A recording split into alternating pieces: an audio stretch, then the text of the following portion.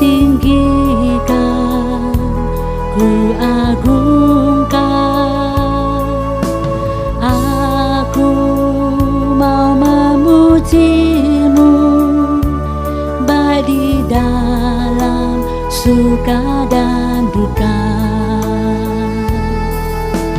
Yesus, ku cinta Kau, ku tinggikan, ku agungkan. Aku kan memujimu, baik di dalam suka dan duka. Sebab Kau layak terima pujian, sebab Kau layak terima pujian, sebab Kau layak. Ku agungkan Yesus, Raja di atas segala raja. Yesus, ku cinta Kau, ku tinggikan, ku agungkan. Aku kan memujimu, baik di dalam suka dan duka. Yesus, ku cinta Kau. Yesus, ku cinta Kau, ku tinggikan, ku agungkan. Aku kan memujimu, baik di dalam suka dan duka. Sebab Kau layak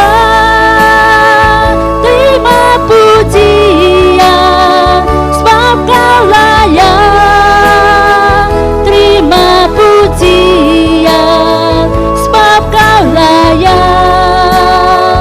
Ku agungkan Yesus, Raja di atas segala raja. Sebab Kau layak terima pujian, sebab Kau layak terima pujian, sebab Kau layak. Ku agungkan Yesus, Raja di atas segala raja. Raja di atas segala raja. Raja di atas segala raja.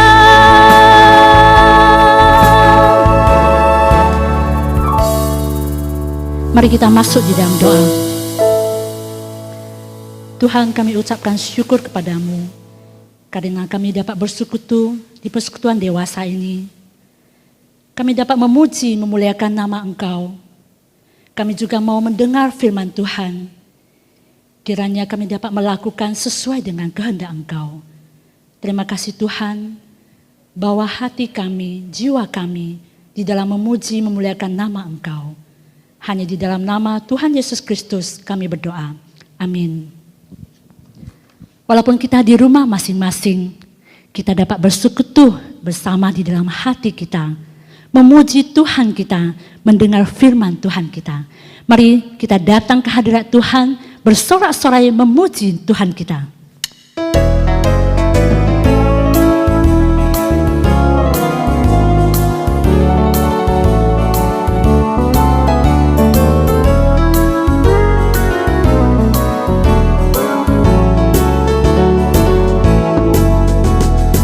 Datang ke hadirat Tuhan dengan hati yang penuh sukacita. Datang ke hadirat Tuhan dengan senyum dan muka yang gembira. Tanggalkan beban dan kesedihan yang ada di dalam hatimu. Kenakan jubah pujian, sambut hadirnya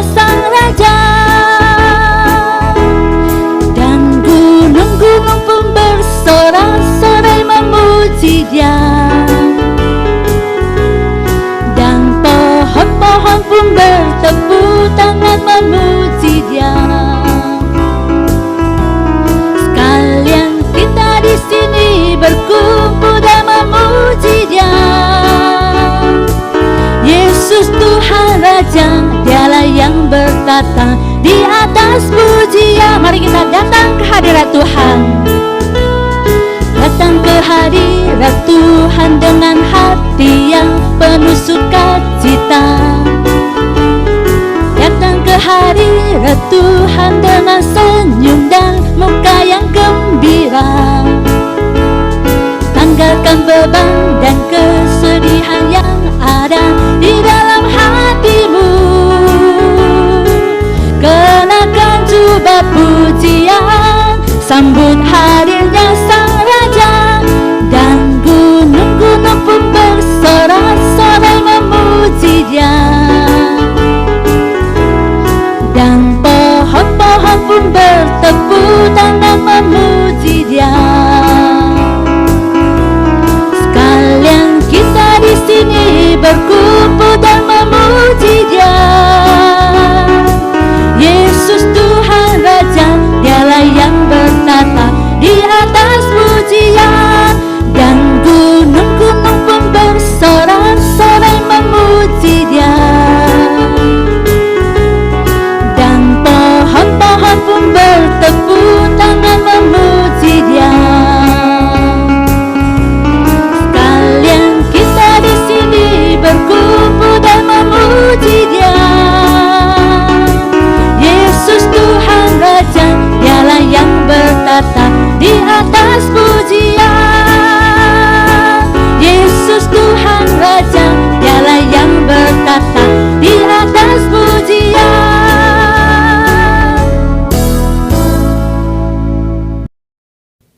Mari kita angkat pujian ini dan mempersiapkan hati kita untuk mendengar firman Tuhan yang akan disampaikan oleh Bapak Pendeta Budianto.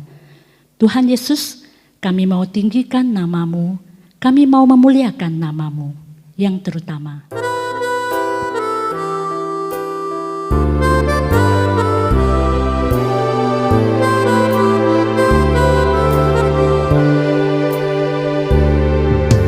Yang terutama di dalam hidup ini, meninggikan nama Yesus.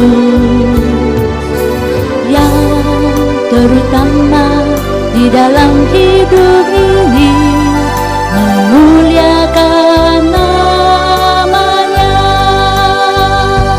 Haleluya, haleluya, saya mau cinta Yesus. Haleluya, haleluya, saya mau cinta Yesus. Yang terutama di dalam hidup ini, meninggikan nama Yesus. Yang terutama di dalam hidup ini, memuliakan namanya. Haleluya, haleluya, saya mau cinta Yesus. Haleluya, haleluya, saya mau cinta Yesus. Haleluya, haleluya, haleluya, saya mau cinta Yesus. Haleluya, haleluya, saya mau cinta Yesus. Katakan, saya mau cinta Yesus. Saya mau cinta Yesus.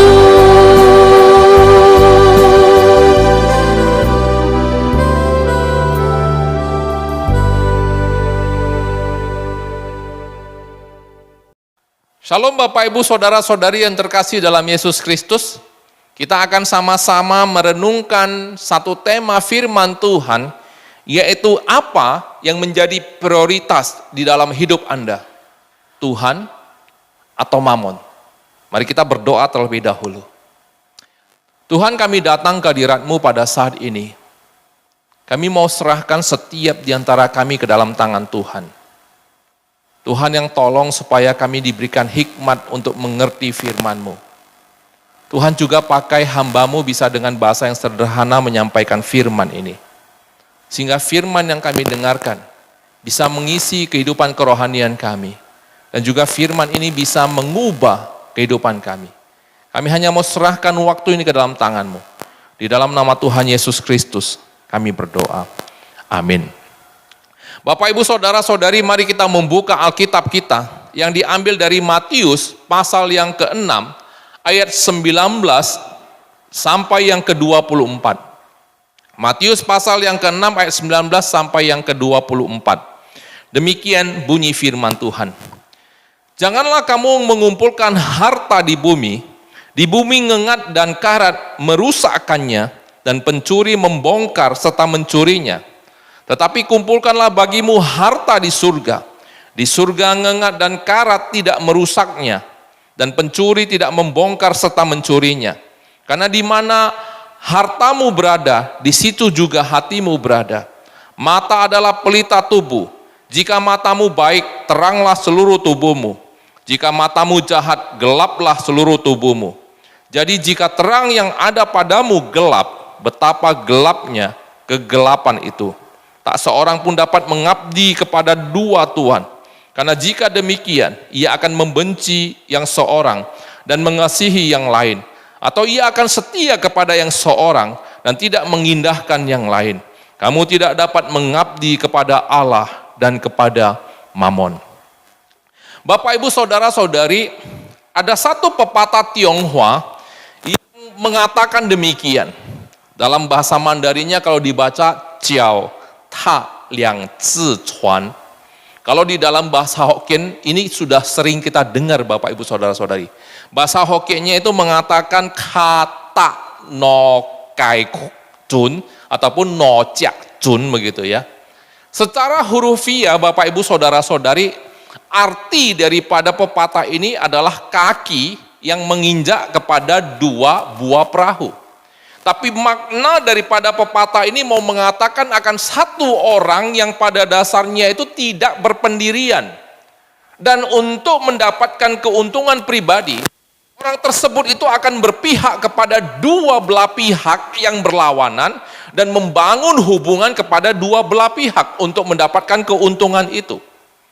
Bapak, Ibu, Saudara-saudari, biasanya orang yang seperti ini pastilah orang yang tidak disukai di dalam perkumpulan satu organisasi ataupun pada dasarnya di dalam satu masyarakat. Kenapa?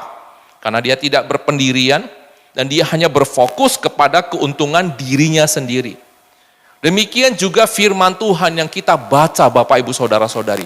Firman Tuhan ini mau mengingatkan kepada kita, di mana Tuhan mau mengingatkan selaku orang percaya kita harus berpendirian dan berpihak kepada satu Tuhan saja pada saat kita hidup di dunia ini.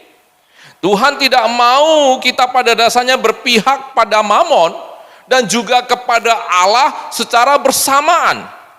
Karena orang percaya yang berpihak kepada dua Tuhan sekaligus, yaitu kepada Allah dan kepada mamon, biasanya orang seperti ini akan membenci yang satu dan mengasihi yang lain, setia kepada yang satu dan pada dasarnya mengindahkan yang lain. Oleh sebab itu Bapak, Ibu, Saudara-saudari, firman Tuhan itu berpesan kepada kita dan mau mengatakan kepada kita bahwa orang percaya tidak boleh mengabdi kepada mamon ataupun uang, karena kita akan mengabaikan dan melupakan Allah dan mencintai mamon. Tetapi firman Tuhan menegaskan, mengabdilah hanya kepada Allah saja. Bapak, Ibu, Saudara-saudari, dalam kehidupan kita setiap hari, segala tindakan, urusan yang kita lakukan itu tidak terlepas hubungannya dengan yang namanya uang. Sehingga Bapak, Ibu, Saudara-saudari, Bisa dikatakan bahwa segala urusan itu ada kaitannya dengan uang. Oleh sebab itu, dalam hidup kita ini kita butuh uang. Tapi ada satu hal yang harus kita perhatikan Bapak Ibu Saudara-saudari. Kalau kita itu pada dasarnya hidup kita butuh uang. Tapi uang itu bukanlah segala-galanya di dalam kehidupan ini. Bapak Ibu, di dalam kehidupan orang Tionghoa, itu sangat memandang penting sekali kepada yang namanya uang ataupun materi Bapak Ibu.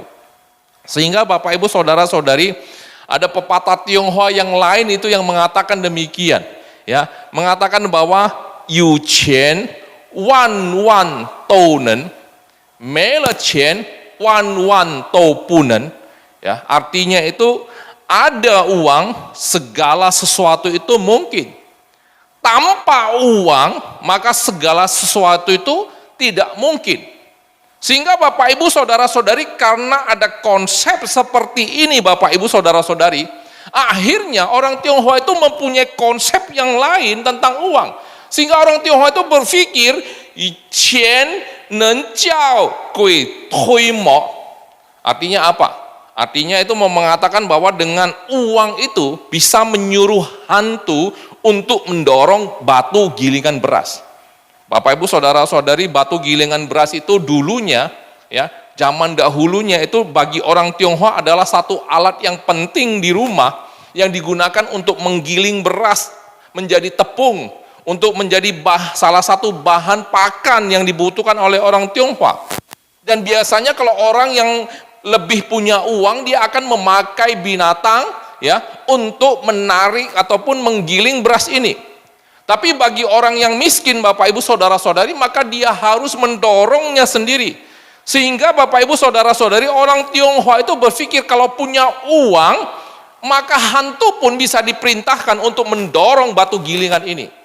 Sehingga Bapak Ibu Saudara-saudari, orang Tionghoa itu sangat giat mencari uang. Karena mereka berpikir bahwa wan tonen, ya, dengan uang segala sesuatu itu adalah mungkin. Tapi Bapak Ibu Saudara-saudari, konsep seperti ini bukan hanya ada pada orang Tionghoa, tapi ini ada pada seluruh orang yang ada di dunia ini Bapak Ibu. Baik dia itu suku apapun, dia itu bangsa apapun punya konsep yang sama. Dan bahkan Bapak Ibu Saudara-saudari, konsep seperti ini itu membuat setiap orang yang ada di dunia ini jatuh pada satu fenomena, yaitu mencintai uang. Tidak terkecuali di dalamnya adalah orang-orang yang percaya kepada Yesus. Bapak Ibu Saudara-saudari, satu realita dan kebenaran yang harus kita ketahui bahwa mempunyai uang itu tidak berdosa Bapak Ibu. Menjadi kaya dengan keringat dan darah dan usaha kita bukanlah dosa. Tapi jangan sampai kita itu jatuh cinta pada uang. Maka uang ini akan menjadi sumber dari segala yang jahat. Membuat kita itu menyimpang dari iman dan berdosa Bapak Ibu Saudara-saudari. Sehingga melalui firman Tuhan, Yesus mau mengingatkan kepada orang-orang percaya. Dan juga menegur orang-orang Yahudi pada saat itu dengan mengatakan bahwa kamu tidak dapat mengabdi kepada Mamon. Bapak Ibu Saudara-saudari, mengabdi di dalam bahasa aslinya itu diterjemahkan menjadi diperbudak ataupun menjadi hamba. Sedangkan mamon itu Bapak Ibu Saudara-saudari diartikan uang, harta, kekayaan. Tetapi di dalam satu kamus Browning itu mengatakan mamon itu mempunyai makna, yaitu mencari keuntungan secara tidak benar ataupun keserakahan yang menguasai hidup manusia. Di mana pada saat itu Bapak Ibu Saudara-saudari, Yesus memang benar, dia itu menegur orang Yahudi yang pada saat itu sangat mencintai uang. Di mana para imam Israel itu banyak mengumpulkan uang dengan mengatasnamakan ibadah, mengatasnamakan persembahan untuk rumah Tuhan. Dan mereka memakai uang Bapak Ibu Saudara-saudari untuk mempengaruhi khalayak ramai agar mereka itu sepakat untuk menyalibkan Yesus. Mereka itu sangat suka sekali mandi uang. Mungkin Bapak Ibu bingung, gimana mandi uang? Kalau kita mandi susu begitu ya. Tapi uang itu ya dijadikan satu alat untuk pada dasarnya dinikmati dengan mandi uang. Tentunya tidak basah Bapak Ibu Saudara-saudari, berhamburan uang. Dan Bapak Ibu Saudara-saudari, mereka pada dasarnya menjadi kekasih daripada uang. Dan untuk uang Bapak Ibu Saudara-saudari, mereka menolak Yesus yang adalah Mesias, juru selamat manusia. Dan untuk uang Bapak Ibu Saudara-saudari, mata mereka itu dibutakan akan kuasa kemesiasan daripada Yesus. Dan untuk uang Bapak Ibu Saudara-saudari, telinga mereka menjadi tuli akan kabar baik kerajaan surga. Hati mereka dikeraskan dan menjadi jahat. Dan tujuan hidup mereka itu hanyalah uang.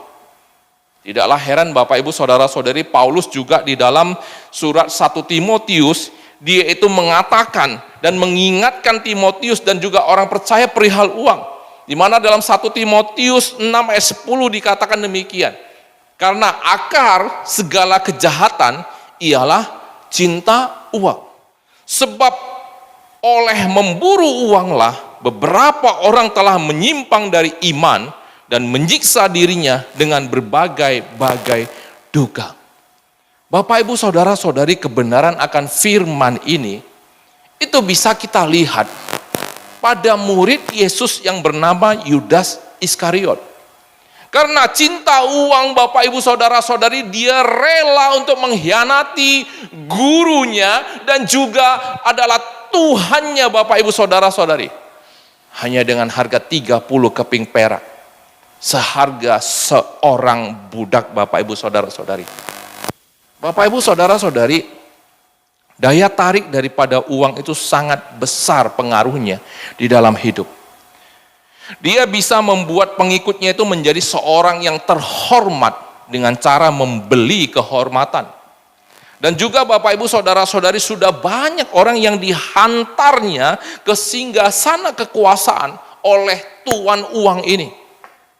Apapun yang mereka pada dasarnya inginkan Bapak Ibu Saudara-saudari, mereka bisa beli.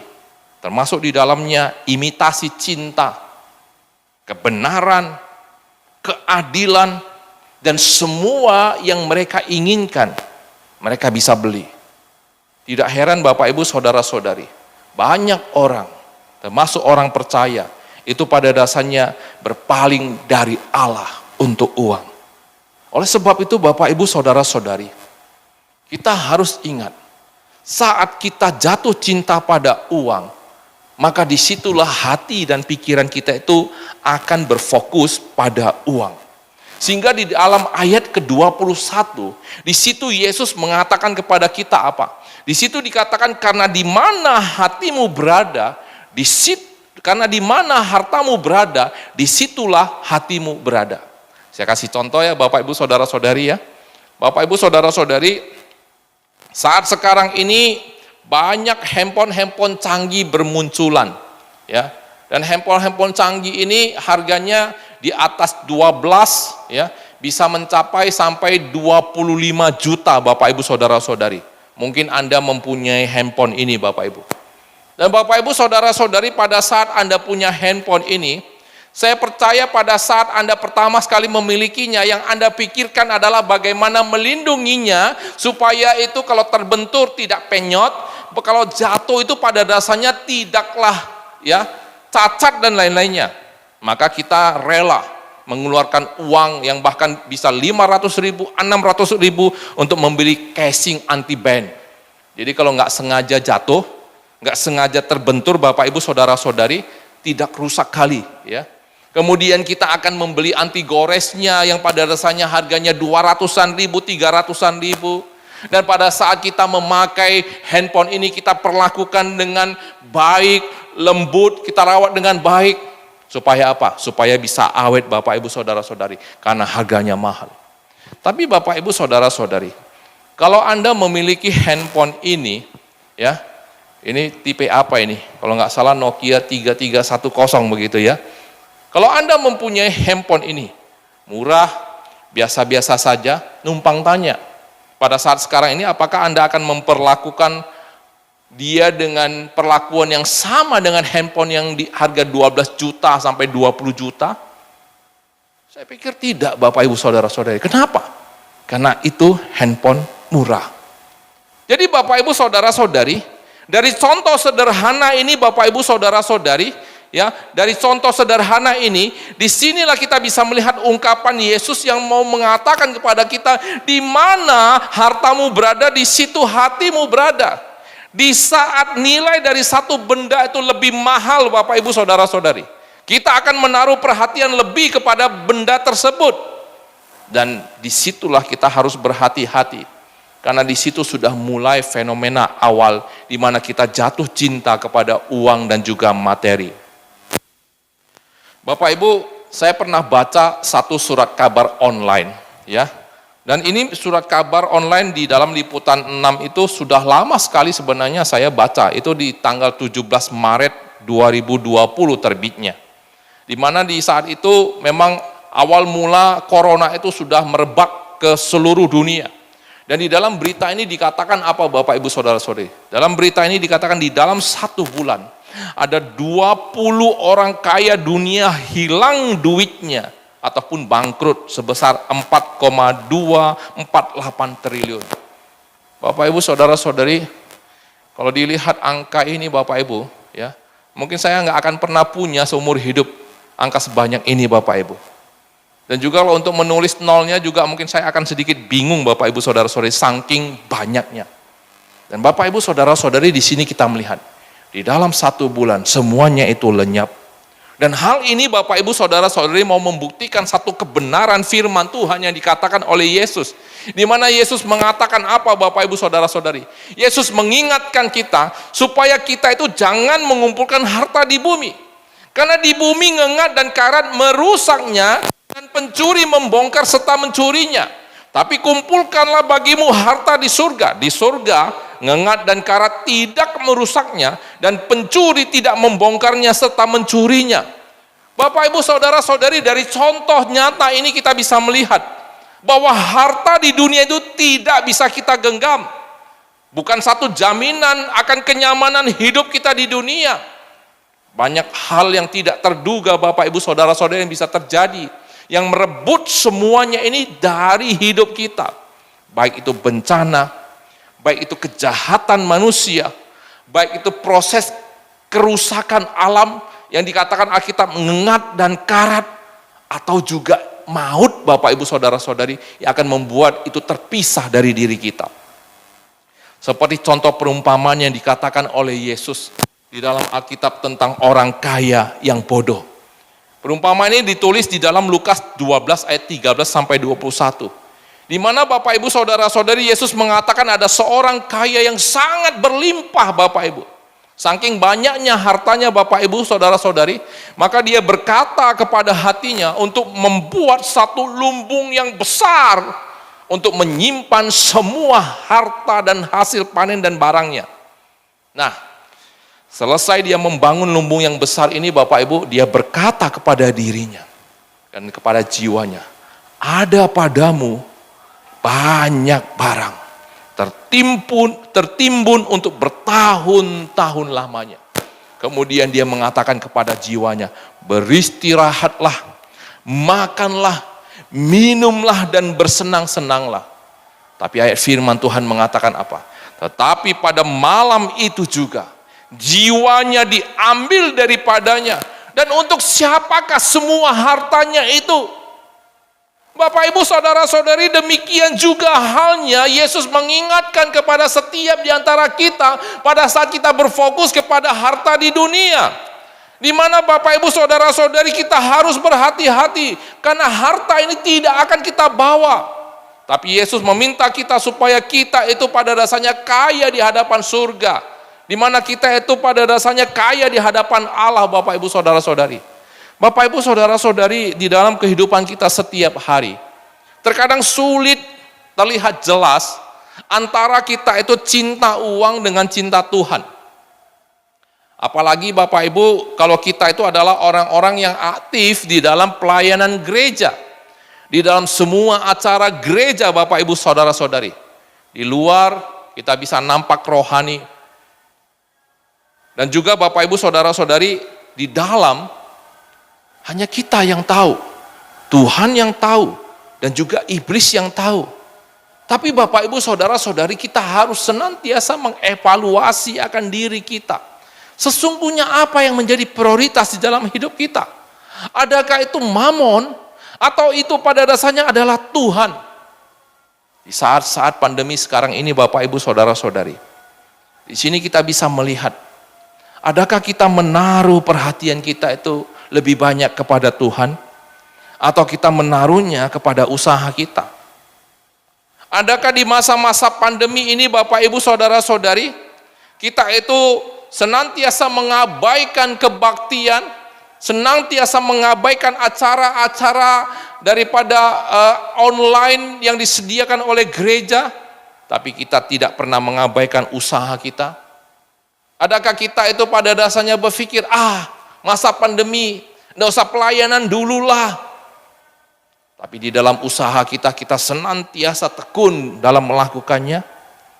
Atau Bapak Ibu saudara-saudari, kita sekarang ini sedang melayani. Sembari melayani Bapak Ibu saudara-saudari, kita mencari celah di mana kita itu bisa mencari keuntungan dalam pelayanan kita di gereja. Melayani dengan embel-embel bahwa di belakang kita memperkaya diri dengan mendapatkan proyek ataupun hal-hal yang bisa kita lakukan di gereja dengan mendapatkan keuntungan di dalamnya. Bapak Ibu saudara-saudari, jika di dalam keadaan seperti ini, maka sekarang Anda dan saya itu sedang berada pada satu fenomena di mana kita sedang jatuh cinta pada uang, Bapak Ibu saudara-saudari. Kita sudah berprioritas pada uang, bukan Tuhan. Bapak Ibu saudara-saudari, pada saat kita percaya kepada Yesus, Yesus itu pada dasarnya tidak menjanjikan kepada kita kekayaan. Dia tidak akan menjatuhkan uang atau kekayaan dari langit, Bapak Ibu saudara-saudari. Tapi Bapak Ibu saudara-saudari, Yesus bisa memelihara kita dengan mengirim burung gagak. Yesus bisa dari mulut ikan itu terdapat uang koin. Dimana kalau kita tahu kisah, dimana pemungut cukai bait Allah datang kepada Petrus dan menagih cukai untuk Petrus dan juga untuk Yesus secara pribadi. Kemudian Yesus memintanya untuk memancing ikan dan di dalam mulut ikan itu terdapat 4 dirham, Bapak Ibu saudara-saudari, untuk membayar pajak itu. Bapak Ibu, Tuhan tidak akan membiarkan kita kekurangan. Dia akan memenuhi segala kebutuhan kita. Yang terpenting firman Tuhan mengingatkan kepada kita apa, Bapak Ibu? Carilah dahulu kerajaan Allah dan kebenarannya. Maka semuanya itu adalah kebutuhan kita, itu akan ditambahkan kepadamu, Bapak Ibu saudara-saudari. Tuhan tidak akan meninggalkan orang percaya. Tapi dalam firman-Nya dikatakan bahwa pemazmur melihat dari sejak dia muda sampai tua, tidak pernah dilihatnya orang benar itu ditinggalkan. Dan tidak pernah dilihatnya anak cucu orang benar itu meminta-minta roti. Bapak Ibu saudara-saudari, sebagai satu penutup dan kesimpulan firman Tuhan. Di masa-masa Imlek ini Bapak Ibu saudara-saudari, walaupun kita itu tidak merayakannya seperti biasa begitu ya. Kita hanya mengunjungi orang yang paling dekat, hanya papa mama paling tidak begitu. Di masa-masa Imlek ini Bapak Ibu saudara-saudari, walaupun tidak merayakan, hati saya itu berpikir bahwa saya itu harus tetap menyediakan uang untuk memberikan angpau kepada anak saya, kepada orang tua saya, kepada mertua saya, sembari Bapak Ibu mengecek jumlah angka yang ada di dalam rekening bank. Tapi Bapak Ibu saudara-saudari, jujur saya katakan, tahukah Anda apa yang terjadi pada saat saya berpikir seperti itu? Sore hari Bapak Ibu saudara-saudari, tentunya ini peristiwa 2 atau 3 hari sebelum Imlek ya. Sore harinya saya menerima satu WA.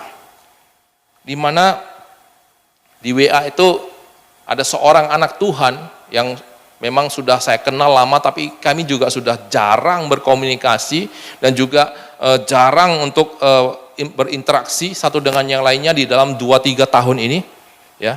Dan dia menyuruh saya untuk mengecek rekening saya, dan dia katakan, Boksu, coba cek rekening, saya ada transfer uang 2 juta rupiah. Bapak Ibu Saudara-saudari, pada saat saya melihat WA ini, alangkah surprise-nya saya, dan di dalam hati saya mengatakan, wow, luar biasa sekali Tuhan. Tuhan tahu apa yang menjadi satu pemikiran dan juga mungkin sedikit kegelisahan saya, Bapak Ibu. Di mana Tuhan memberkati dengan cara yang pada saya tidak terfikir oleh saya. Bahkan orang yang mungkin juga sudah lama tidak berkomunikasi dengan saya. Bapak Ibu Saudara-saudari, saat kita berfokus pada mamon, maka kita akan meninggalkan Allah. Dan kita akan bersusah payah untuk mengejar dan memperolehnya. Bahkan akan membawa begitu banyak kesulitan di dalam kehidupan kita, bahkan penderitaan. Tapi saat kita berfokus kepada Tuhan, Bapak Ibu Saudara-saudari, Dia tidak akan pernah meninggalkan kita, dan Dia tidak akan pernah melupakan kita. Oleh sebab itu Bapak Ibu Saudara-saudari, kita berfokus pada hal apa? Apa yang menjadi prioritas hidupmu? Adakah Tuhan atau itu mamon? Kiranya firman Tuhan yang menolong kita. Mari kita berdoa.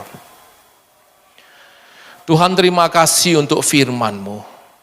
Firman ini mengingatkan dan menegur kepada setiap di antara kami.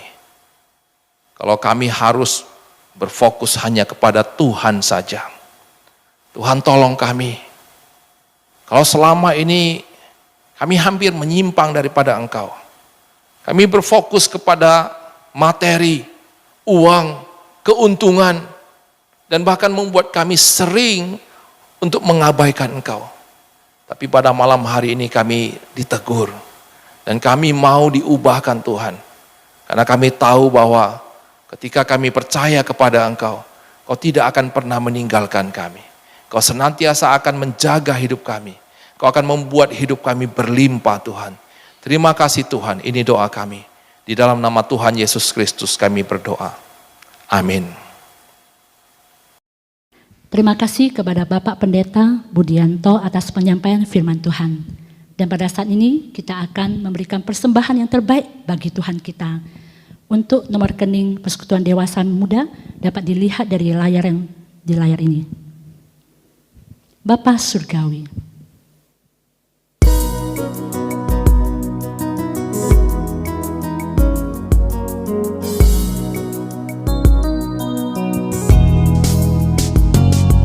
Bapa Surgawi, ajarku mengenal betapa dalamnya kasih-Mu.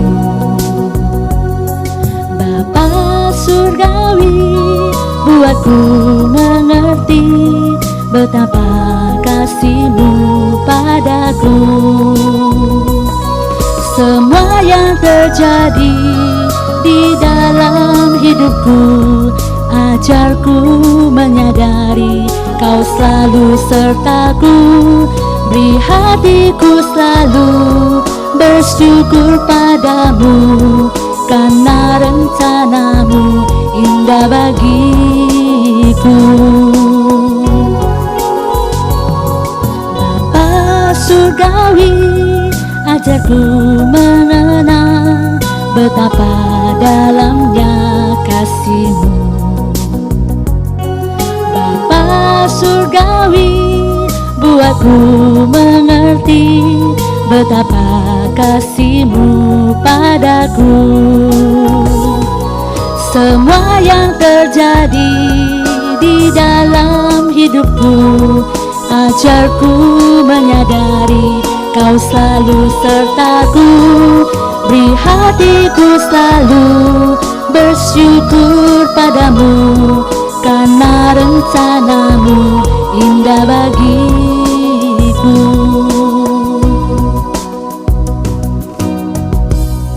Mari kita masuk di dalam doa syukur.